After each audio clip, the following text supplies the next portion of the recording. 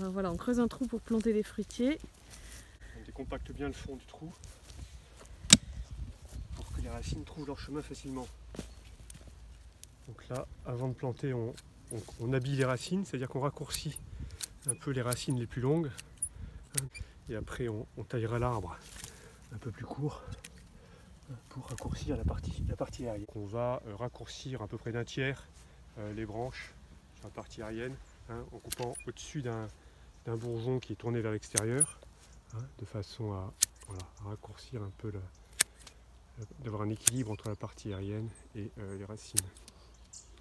Donc là, on va faire le pralinage, donc on mélange de la terre avec de l'eau, et ensuite on va tremper les racines dans ce mélange de façon à ce que toutes les racines soient bien imbibées de cette boue, et éviter qu'il y ait des bulles d'air ou des trous d'air entre les racines. Donc là j'ai fait ma praline, j'aurais pu mettre un peu plus d'eau, voilà, je vais bien faire tremper mes racines dedans de façon à ce qu'on ait bien, toutes les racines soient bien humidifiées et bien enduites de ce mélange de boue. Ensuite, je mets mon arbre dans le trou, je vérifie la hauteur, la profondeur. Donc il faut que le collet, on voit bien le collet, c'est cette partie un peu renflée là qu'on voit au niveau des racines, que le collet soit voilà. Donc là en profondeur on est pas mal. Donc on va pouvoir remettre de la terre avec un mélange de compost, de terreau, pour avoir quelque chose de bien nourrissant. Et je crois qu'on met le tuteur maintenant, non, avant de recouvrir pour ne pas blesser les racines. Oui.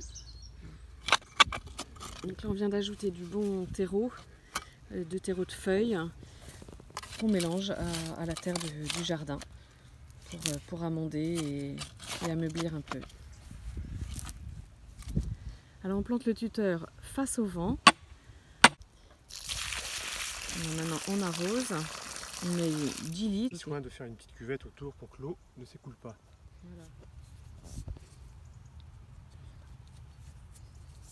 Voilà, on tresse, on passe un lien très souple pour ne pas blesser la tige et on va le visser sur le tuteur.